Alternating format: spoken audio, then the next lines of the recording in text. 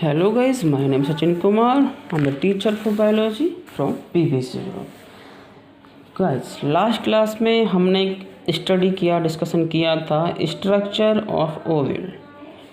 Ultra important part है बेटा इस चैप्टर का, ओवल का। ये आपने कर चुके हैं। कोई प्रॉब्लम हो तो आप मुझे कॉल या मैसेज कर सकते हैं। और ओवल के बाद में जो आपकी मेन चीज़ है वो है आपकी नया टॉपिक, नया हेडिंग, मेगा स्पोरोजेनेसिस।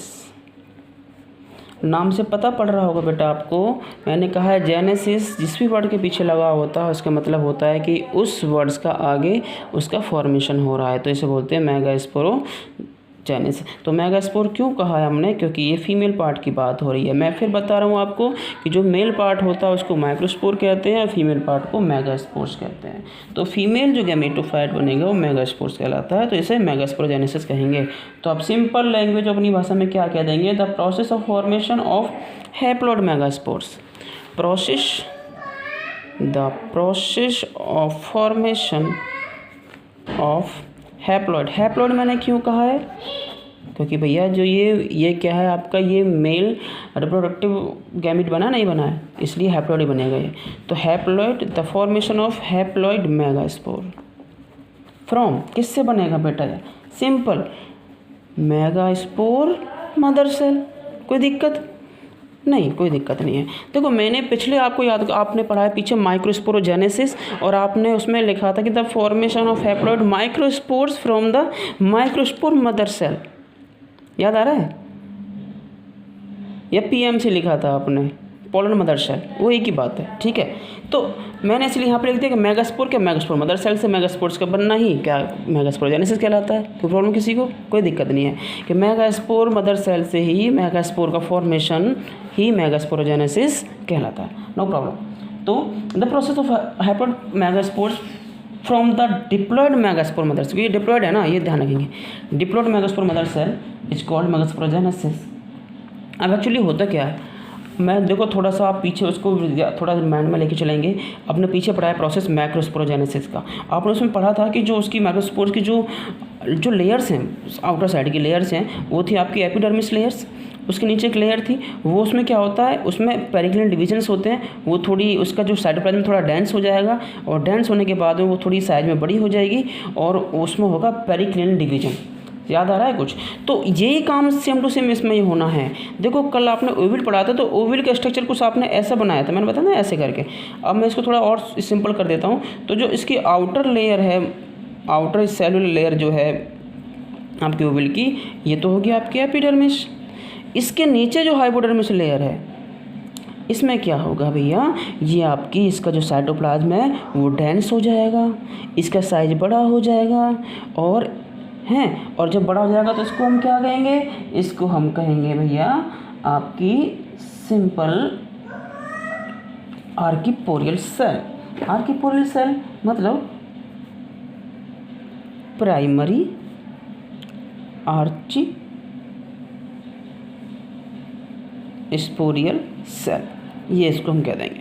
अब ये प्राइमरी आर्ची सेल बन जाएंगे। मैंने कहा इसमें क्या होगा, पेरिक्लिनियल डिवीज़न, यानी कि 0 एंगल पर डिवीज़न होता है, ऊपर की ओर नीचे की ओर। तो जो ऊपर जो सेल बनेगी इसे कहते हैं प्राइमरी पैराइटल सेल, बिल्कुल एज इट इज़ आपके माइक्रोस्पोरोजेनेसिस की तरह चल रहा है।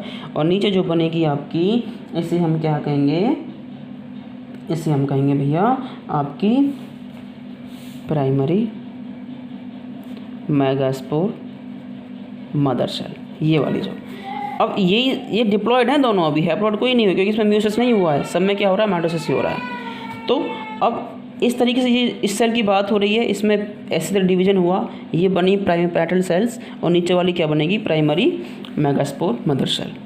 अब हम इसकी बात कर लेते हैं। मान लो मैं इसको ऐसे बनाऊँ, ये आपकी आउटर लेयर हो गई। तो इसमें जो एक सेल है इसमें क्या होगा, डिविजन्स होंगे, और कौन सा डिवीजन होगा बेटा, अब इसमें होगा मियोसिस। और मियोसिस आपने 11th क्लास में पढ़ा है कि 1 से 4 डॉटर सेल्स बनती हैं, और चारों की चारों हैप्लॉइड बनेंगी इसमें मियोसिस में। क्लियर बात है यहाँ तक।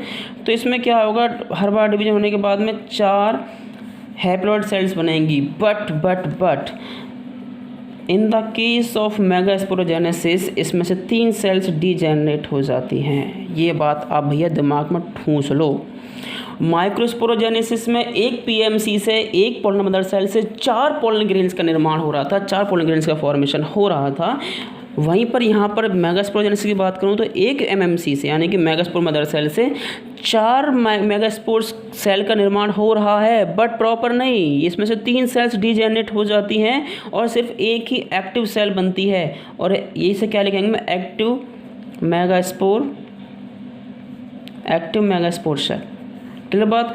अब ये एक सेल बनेगी, क्लियर। तो यहाँ पर याद रखना है कि अगर मैं बात करूँ माइक्रोस्पोरोजेनेसिस की, तो एक पीएमसी से 4 पोलन ग्रेन्स यानी कि माइक्रोस्पोर्स फॉर्म होते हैं। जबकि मैं बात करूँ मेगास्पोरोजेनेसिस की, तो एक मेगास्पोर मदर सेल से सिर्फ एक, ओनली 1 ही मेगास्पोर्स का डेवलपमेंट होता है। ये बात आप याद रखेंगे, ठीक है भैया। तो आपकी अब ये बन गई एक सेल। अब मैं इसको थोड़ा उठा के यहाँ पर लेके आ रहा हूँ, यहाँ देखेंगे गौर से आप। अब ये एक सेल है, मान लो ये एक सेल ऐसी है। अब इसमें होंगे लगातार माइटोटिक डिवीजन्स, यानी कि माइटोसिस होना है इसमें। तो ये एक सेल से इसमें क्या है, एक केंद्रक से 2 बन जाएंगे। क्या बनेंगे यहाँ पे बेटा, 2 केंद्रक बन गए। अब फिर से होगा तो 2 से, अब ये इससे एक से यहाँ 2 बन जाएंगे, नीचे वाले 1 से 2 बन जाएंगे, ठीक है।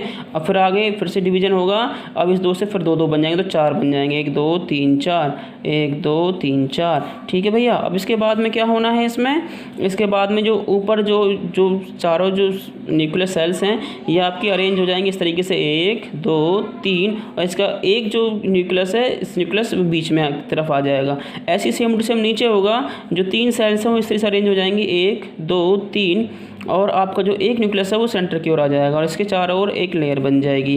अब आप थोड़ा इसे गौर से देखो स्ट्रक्चर को। मैंने कुछ पीछे स्ट्रक्चर बना रखा है, आपका जो पीछे स्ट्रक्चर बना हुआ है उसमें सेम टू सेम ऐसी ही कंडीशन आपको दिखाई दे रही है। याद आ रहा है बेटा कुछ, देखो डोंट वरी। आपने कुछ पीछे कैसा पढ़ा था बेटा, आपने ये वाला मैंने आपको पढ़ाया था, देखो कुछ याद आ रहा है। 3 सेल ऊपर, 3 सेल नीचे, 2 बीच में। तो ये जो कंडीशन बन रही है ये क्या है, ये आपकी भैया ओवल में तो हो रहा है, ये आपका फॉर्मेशन ऑफ एम्ब्रियो शेक। ये क्या है, आपका एम्ब्रियो शेक डेवलप हुआ है, एम्ब्रियो शेक। और इसी को हम फीमेल गैमेटोफाइट भी कहते हैं, फीमेल गैमेटोफाइट भी हम इसको कहते हैं, फीमेल गैमेटोफाइट को रिप्रेजेंट करता है ये। एक बात और पूछता आपसे एग्जाम में कि एंजियोस्पर्म प्लांट्स में ये जो 8 सेलिएट और 7 न्यूक्लिएट स्ट्रक्चर को डिस्क्राइब करो। तो आपको घबराना नहीं है इस चीज़ में।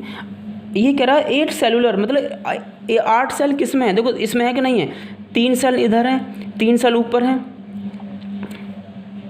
सॉरी मैंने उल्टा लिख दिया है, 7 सेलुलेट और 8 न्यूक्लिएट ऐसे लिखा जाएगा बेटा, मैंने उल्टा लिख दिया, उसके लिए सॉरी। देखो 7 सेल है, नहीं है, 3 ऊपर 3 नीचे और एक ये सेंट्रल न्यूक्लियस जो बना हुआ है, तो 7 सेल हो गई, तो 7 सेलुलर स्ट्रक्चर ये बन गया। वहीं पर मैं बात करूँ आपकी 8 न्यूक्लिएट की, तो 8 न्यूक्लियस इसके अंदर है, नहीं है, 3 न्यूक्लियस ऊपर है, 3 न्यूक्लियस नीचे हैं, और बीच में 2 जो सेंट्रल न्यूक्लियस हैं, ये इसको बोलते हैं आप पोलर न्यूक्लियाई, पोलर न्यूक्लियाई आपने कहा है इसको। तो इसमें 2 न्यूक्लियस हैं, तो इसमें 8 तो न्यूक्लियस हैं और 7 सेल्स हैं। ये एक अनोखा स्ट्रक्चर है और ये एक खास करैक्टर होता है आपके एंजियोस्पर्म प्लांट का। तो ये पूरा डेवलप्ड एक एम्ब्रियो शेक है। एम्ब्रियो शेक बना नहीं बना, ये एम्ब्रियो शेक का फॉर्मेशन हुआ है। और इसमें अगर कोई पूछने लगे आपसे कि भैया 7 सेलुलर और 8 न्यूक्लियर स्ट्रक्चर क्या होता है और किस में होता है, तो आप कहेंगे this is the main characteristics of the angiosperm plants. ठीक है, तो इस प्लांट्स के अंदर हमने देख लिया कि ये क्या है। ये अल्ट्रा इंपॉर्टेंट चीज़ है बेटा। अगर आपको कोई चीज़ याद नहीं आ रही है, कोई समझ में नहीं आई है, तो बेटा इस डायग्राम को या इस वीडियो को दोबारा देख लो, और कोई प्रॉब्लम हो तो आप मुझसे कॉल या मैसेज कर सकते हैं। बाकी कॉलेज में तो मिलना होगा 1-2 महीने बाद, तो फिर आपको पूरी बातें हम बता देंगे, कोई दिक्कत होगी तो। ठीक है, बाकी मैं आपको नोट्स भेज रहा हूँ, आपको वीडियो भी पूरी देखनी है और नोट्स पढ़ के देख के तब आपको लिखना है। और कोई चीज़ आपको सिंपल हम लैंग्वेज में लिखनी है तो अपनी लैंग्वेज में आप लिख सकते हैं, बट उसका सेंस चेंज नहीं होना चाहिए, ये बात आपको ध्यान रखनी है। थैंक यू बेटा।